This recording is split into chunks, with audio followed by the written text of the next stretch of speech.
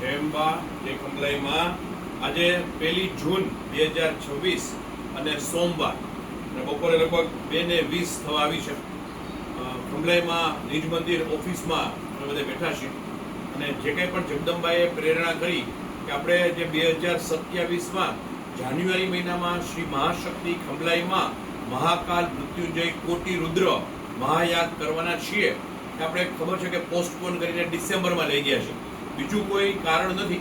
આપણે એના માટે જમીન ધરતીમાં એક્વાયર કરવા પડે અને એમાં ખનન કરીને આપણે યજ્ઞકુંડ બનાવવા પડે. આમાં સતમખનું વિધાન છે એટલે 100 યજ્ઞકુંડ નિયમ મુજબ જે બનાવવા પડે. યજ્ઞનું વિજ્ઞાન નામના આપણી બધી વસ્તુ ઉપરથી એટલે એના માટે થોડોક સમય લાગે. એટલે આપણે જાન્યુઆરી 2027 ને બદલે આપણો જે કોટી રુદ્ર મહાયાગ છે જે પૃથ્વીની ઉત્પત્તિથી આજ સુધીમાં પહેલી વાર થવા જઈ રહ્યો છે એ આપણે ડિસેમ્બર 2027માં કરવા જઈ રહ્યા છીએ. હવે આપણા પરિવારના બધા લોકોની એવી ઈચ્છા હતી કે દર વર્ષે આપણે કંઈક ને કંઈક કાર્યક્રમ કરીએ છીએ અને માતાજી કરાવે છે, તો આ વખતે ડિસેમ્બર 2026માં કેમ કાંઈ નહીં? તો આપણે ખંભલાઈમાં આને પૂછેલું અને આપણે પાઇપલાઇનમાં એક પ્રોજેક્ટ આપણો બાકી જ હતો, શ્રીમદ ભાગવત. હવે ખાસ તો આજે વિડીયો ઉતારવા પાછળનું કારણ એ છે કે આપણે શ્રીમદ ભાગવત ડિસેમ્બર 2026ના છેલ્લા 3 કે 4 દિવસ અને જાન્યુઆરી મહિનાના પહેલા 3-4 દિવસ એમ કે 7 કે 8 દિવસનો કાર્યક્રમ આપણો રહેશે અને પૂર્ણ પ્રાયશ્ચિત વિધિ, પૂર્ણ પિતૃતર્પણ અને સાથે સાથે આપણો શ્રીમદ ભાગવતનો પ્રસંગ રહેશે. આ વિડીયો ઉતારવા પાછળનું કારણ એ છે કે મોટે ભાગે આપણે બધા એવું જ માનતા હોઈએ છીએ કે યજ્ઞમાં આપણને બેસવા મળે એટલે યજ્ઞમાં આપણે આહુતિ અર્પણ કરીએ તો આપણને પુણ્ય મળે અને આપણું તપ ગણાય. પણ એવું નથી. ભક્તિના અનેક સ્વરૂપમાંનું એક સ્વરૂપ છે એ ભજન ભક્તિ છે કે તમે શ્રીમદ ભાગવત 3 જ શસ્ત્રો છે. એક દેવી ભાગવત, એક પરમ કલ્યાણકારી શિવ પુરાણ અને એક શ્રીમદ ભાગવત. તો આપણે દેવી ભાગવત કરી ગયા, આપણે શિવ પુરાણ આપણાથી થઈ શક્યું. હવે આવી રહ્યું છે શ્રીમદ ભાગવત. છેલ્લો પ્રસંગ છે. પછી આવી કોઈ કથા ક્યારેય પણ માંડલમાં થઈ શકશે નહીં, કેમ કે આપણે દરેક પ્રસંગ એક જ વાર થઈ છે એટલે અવસર ચૂકાઈ જશે. પછી માત્ર ને માત્ર અફસોસ રહી જશે. કહેવા પાછળનો હેતુ કોઈ ફંડ રેઝિંગ માટે નથી. આ વખતે આપણે એવું નક્કી કરેલું કે આપણે આપણા જે લક્ષચંડીના યજમાનો છે 255 એટલા જ યજમાનોને આપણે આમાં આમંત્રણ આપવાનું અને એને ભાગ લેવડાવવાને એ જ માત્ર યજમાન બની શકશે. આ પહેલી વાત કે જે યજમાનો અતિ ભાગ્યશાળી અને પુણ્યશાળી યજમાનો જે લક્ષચંડીના યજમાન હતા એ જ માત્ર શ્રીમદ ભાગવત મહાપુરાણના યજમાન બનશે. હા, સાંભળવા માટે આખો પરિવાર આવી શકશે. એના માટે આપણે ઉતારા વ્યવસ્થા સ્કૂલની અંદર જે હોલ છે એમાં સામાન્ય ઉતારા વ્યવસ્થા કરી શકશું. ઉતારા માટે કોઈ ચિંતા નથી. આવવા માટે કોઈ જમવાની વ્યવસ્થા આપશું. સાંભળવા માટે બધાને છૂટ છે. પણ યજમાન બનવાનો લાવો તો કેવળ અને કેવળ લક્ષચંડીના જે યજમાનો છે એને જ આપણે આપી શકીશું. પહેલી વસ્તુ. બીજું કે બાપુજીની આ ગયા વર્ષે જ આપણે આવી રીતે શ્રીમદ ભાગવત કરેલું અને આવું ઓફિશિયલ ન બોલવા છતાં 20 થી 25 લાખ રૂપિયાનો ખર્ચો થયેલો. અમે જતા બધા. એને બદલે આપણે માત્ર યજમાનો પાસેથી 11,111 રૂપિયાનું અનુદાન લેવાના છીએ. આ ટોકન છે. આનાથી વધારે તો પૂજાકો અને ભેટ થશે. એટલે આ તો ટોકન છે, આપણી ખર્ચ લેતા જ નથી. પણ 11,111 રૂપિયા જ માત્ર અનુદાન લેવાના છીએ. બાકીના જે છે એ બધો જ ખર્ચો 95% ખર્ચ મુખ્ય યજમાન અને બાકીના જે 8 યજમાન છે એ લોકો ઉપાડવાના છે. હા, ભોજન પ્રસાદમાં કોઈને કારણ કે શ્રીમદ ભાગવતમાં કે રામાયણમાં કે દેવી ભાગવતમાં કે શિવ મહાપુરાણમાં ભોજનનું અનેરું મહત્વ છે. એટલે જે લોકોને 8 દિવસમાં 16 ટંક જે જમવાનું થાય એમાં અનુદાન આપવું હોય તો મને અવશ્ય કોન્ટેક્ટ કરી શકશે. હવે ખાસ જે કહેવાનું છે એ છે કે જો આપણે કોઈ તમે પ્રકાંડ વિદ્વાન ભૂદેવને પૂછશો તો કહેશે કે સંતતિ બાળક તો બધાને હોય પણ સારું બાળક. સંતતિ નહીં, સારી સંતતિ.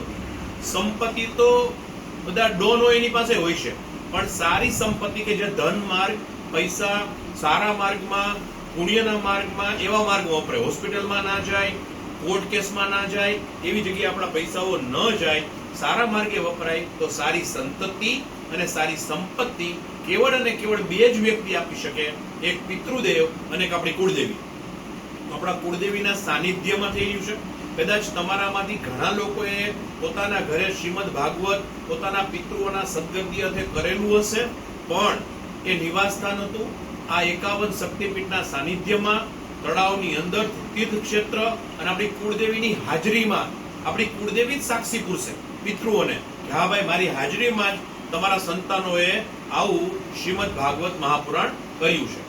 બીજું ખાસ કે જે કંઈ પણ પ્રમાણે વિષ્ણુ પુરાણની અંદર પિતૃલોકનું વર્ણન છે અને ગરુડ પુરાણમાં જે પ્રમાણે પિતૃઓની ગતિનું વર્ણન છે, તમે કોઈને પૂછી લેજો તો સીધી વાત છે કે આપણા પિતૃઓ જ્યાં સુધી આગળ લાઈનમાં હશે હરોળમાં ત્યાં સુધી આપણી સદગતિ શક્ય નથી.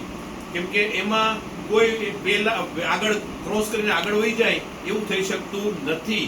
એટલે જ્યાં સુધી આપણા પિતૃઓની સદગતિ બધાની થઈ જાય પછી આપણો વારો આવે તો આપણે આપણા માટે આ કામ કરવાનું છે. કેમ કે જો આપણે આપણા પિતૃઓને શ્રીમદ ભાગવત મહાપુરાણના માધ્યમથી સદગતિ અપાવી શકીએ તો આપણો માર્ગ પણ મોકળો થશે. એટલે જે લોકો ખરેખર પોતાના માતા પિતા, દાદા દાદી અને તમામ પૂર્વજોને પ્રેમ કરતા હશે, એમની અનુકંપા ઈચ્છતા હશે, એમના આશીર્વાદ ઈચ્છતા હશે અને જે ઈચ્છતા હશે કે મારા પિતૃઓ કદાચ જીવતે જીવત આપણને સંતોષ ન આપી શક્યા હોય એવું પણ બને તો ભૂલ સુધારવાનો આ છેલ્લો અવસર ખંભલાઈમાં આપેલો છે. આ બધું કહેવા પાછળનું એ કારણ છે કે આપણી હાજરી અનિવાર્ય છે. માત્ર ને માત્ર યજ્ઞમાં જ આપણે નામ લખાવીએ અને આ શ્રીમદ ભાગવત કે શિવ પુરાણ કેવું હોય ત્યારે આપણે એમ થાય કે આમાં આપણે શું કરવાનું, તો એ 7 દિવસનું શ્રવણ, કાન, આ બધી આપણી જ્ઞાનેન્દ્રિયો છે કે કાનમાંથી આપણા અંદર જ્ઞાન જાય છે, આંખથી જાય છે, નાકથી જાય છે, મોઢાથી તો જ્ઞાન બહાર આવે છે, મોઢાથી જ્ઞાન લઈ ના શકાય. તો આ બધા ઇનપુટ ડિવાઇસીસ છે, આ આઉટપુટ ડિવાઇસીસ છે અને આ સેન્ટ્રલ પ્રોસેસિંગ યુનિટ સીપીયુ છે, મધરબોર્ડ છે, હાર્ડ ડિસ્ક છે. તો આપણે આપણા પહેલીવાર આપણા ઇનપુટ ડિવાઇસીસને સારી રીતે ઉપયોગ કરીને આપણું જે આ જે શ્રવણેન્દ્રિય છે જેના મદદથી આપણે શ્રવણ કરવાનું છે એનો લાભ લેવાનો છે. સરસ મજાનો સમય ગોઠવવામાં આવશે. ને બીજું, કૃષ્ણની કોટી કરે જપ ધૂપ કોઈ તુજને ન કળેમાં આનંદના ગરબામાં લખેલું છે કે 1 કરોડ જાપ કરો તો માતાજી કળાતી પણ નથી. પણ ગોપીઓને કૃષ્ણ સહેજ હતો, ગોપીઓને કૃષ્ણ સહેજ હતો કેમ કે પ્રેમ લક્ષણા ભક્તિ હતી. તો શ્રીમદ ભાગવત નારાયણની, વિષ્ણુની, શ્રી કૃષ્ણની, માધવની, મુકુંદની, મદન મોહનની બધાયની પ્રેમ લક્ષણા ભક્તિનું એકમાત્ર સાધન છે. તો આપણે બધા એમાં ભાગ લેવાનો છે. આજે આ પહેલો ઓફિશિયલ વિડીયો બની રહ્યો છે શ્રીમદ ભાગવત મહાપુરાણ માટે. આજે માં આગળ બેઠા હતા, માને પૂછ્યું કેટલા દિવસથી પ્રેરણા થાય કે માં આપણે કરીએ, માં હા પાડે તો આપણે કરીએ અને આજે માએ આપણે હા પાડી છે એટલે આપણે આ શ્રીમદ ભાગવત મહાપુરાણ માટે ડિક્લેર કરી છે. માત્ર ને માત્ર લક્ષચંડીના જે 255 યજમાનો છે એણે અમને ફોન કરીને જણાવવાનું છે અથવા તો વોટ્સઅપ કરવાનો છે કે તમે ભાગ લેવા જઈ રહ્યા છો કે નહીં. માત્ર 11,111 રૂપિયા ભરવાના છે. 7 થી 8 દિવસનો કાર્યક્રમ, આમાં બધું જ આવી ગયું. પણ આ એક મેં કીધું માત્ર ને માત્ર ટોકન ચાર્જ છે. પણ આપણે આ વખતે કેમ કે કોટી રુદ્ર પાછળ બેક ટુ બેક છે એટલે આપણે જાજુ અનુદાન લેવા માંગતા નથી. એટલે તરત ને તરત રેસિપ્રોકેટ કરજો. જેમ બને ઝડપથી વોટ્સઅપમાં જે લોકો લક્ષણીના યજમાનો હતા એ તરત અમારો સંપર્ક કરે અને પોતાનું નામ અવશ્ય લખાવી આપે. તમારા બધાના સહકારની અપેક્ષામાં જય અંબા, જય ખંભલાઈ માં, કેવળ તુજ કરુણા.